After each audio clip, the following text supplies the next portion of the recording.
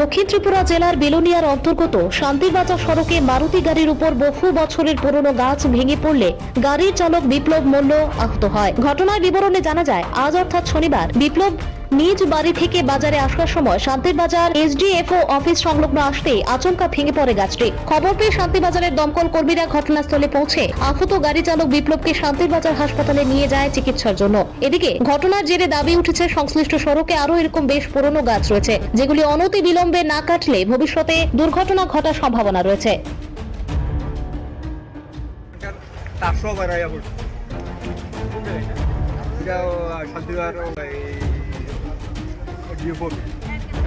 কয়জন ছিল?